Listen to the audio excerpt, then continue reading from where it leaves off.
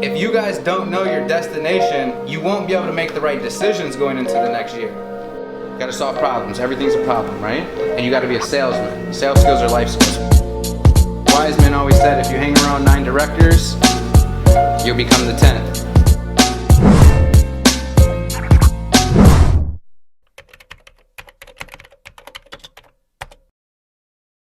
Doing a point though. Enthusiasm. A little bit more manly.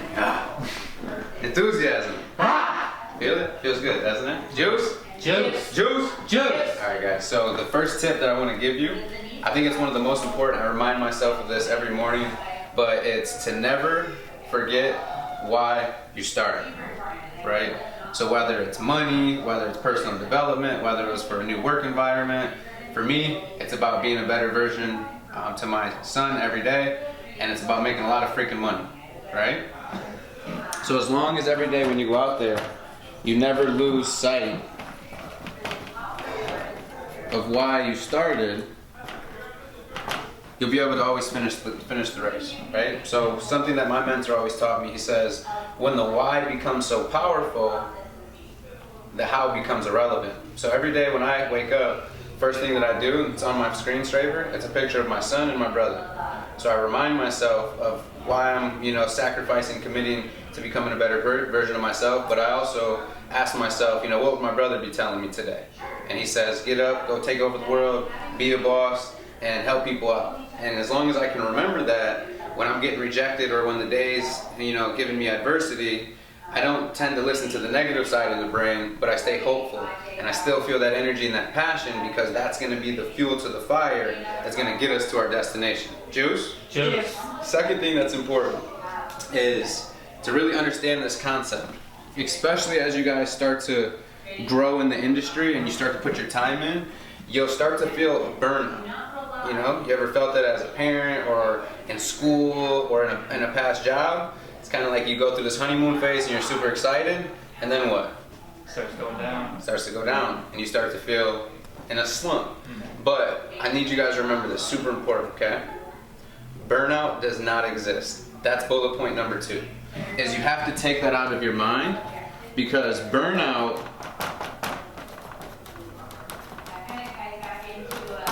is just a perception. So again, burnout does not exist, it's just a perception. So something that I like to teach my guys is the ability to make yourself feel drive again. Because really when you understand what we were just talking about, the basis of it is losing drive. I'm not motivated, I'm not excited, I don't feel challenged. That's just drive. And internally, drive can actually be manipulated. And I kind of teach you guys my style and strategy of what I do. When I start to feel like I'm down on something, the first thing that I do is I stop reflecting. Anytime you feel that anxiety or the negative emotions, it's usually the basis of you thinking or reflecting way too much. So I literally just stop what I'm doing and I go back into action mode, right? And the way that I go back into action mode is I take myself into this visual of me preparing for a big, big football game like I did when I played football when I was younger. And we would all get into the locker room and everyone would get inside of a huddle, and I'm sure you've seen it, everyone starts jumping, and then one leader's in the middle of the huddle and he's like, who are we? And everyone goes crazy, what time is it? Game time. And everyone's just like hitting their heads off the locker rooms, and you can just feel this euphoric energy just extremely high. And then we come out of the locker room and our cheerleaders are right there cheering for us. And we got this big piece of paper that we go through, and everyone's cheering, all the crowds right there, and the lights are happening. And you just feel this sense of drive, right? So for me, anytime, again, when I come into an office and I feel tired or I'm just losing that drive, I literally close my eyes and I go back into those moments. And I just get myself beyond excited and pumped for the day, because if you approach every day like you did a championship game, imagine how much different you'd approach that day. Juice? Juice. Number 3. The third bullet point that I like to tell people when you're getting started in the business is to stop telling yourself that this is temporarily. Don't tell yourself, I'm only going to try this out for 90 days. Don't tell yourself, I'm only going to do this for a year, right? You got to tell yourself, I'm in it to win it. I'm committed, I'm dedicated, and I'm going to achieve my goals. Because there's a story that says when you burn your boats, you have no plan B. And when there's no plan B, you only have one choice, which is to execute plan A, right? So if you're the person that comes into this business or a relationship, or anything for that matter, half in, half out, you're never gonna get the success that you should, right? So burn those boats and don't tell yourself this is temporarily, and tell yourself that you're in this to win this, and start to give yourself 5 and 10 year visions and goals, right? Where do I want to be in 5 to 10 years from now? Therefore, I know my destination, and when I know my destination, it allows me to get there a lot smoother and a lot easier. Because can you agree, when a destination's far away, sometimes in the now, it gets hard to see? But when you truly know your destination, you'll understand that you're right where you're supposed to be, and you're right where you need to be. And the message there is to fall in love with the process and not the outcome. Juice? Juice. Cool. Next bullet point. I love this one. This is something I remind myself of every day, but I say, chase the man in front of you. So bullet point number 4. Always put an X on someone's back and chase that person in front of you. Right? Look for someone who's more talented than you. Look for someone who's more competitive than you. Look for someone who's smarter than you. Look for someone who has the things that you want, and chase that person. And don't stop until you pass that person, right? So for me, I'm an athlete. I'm competitive. I need that type of environment to feel whole as a human.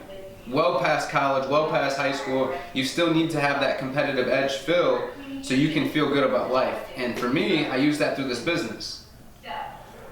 I've mentored and trained 2 individuals for 2 years that are now on pace to make over $300,000 a piece.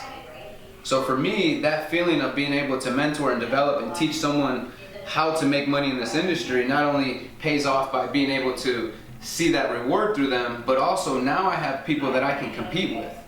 And now we're both going to compete to see who, or us three are going to compete to see who can make $600,000 next year.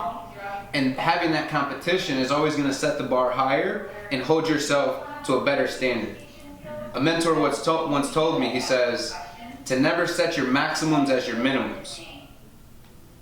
Never set your maximums as your minimums. So I'll give you guys a story. I told this story before, but when I was in high school, I was real big into wrestling. And I remember, my senior year, I was losing anywhere close to 20 pounds a week.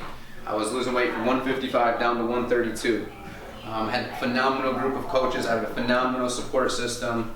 It actually felt like we wrestled for a college elite team. We had sports and nutrition coaches that would come in and they would give us protein shakes.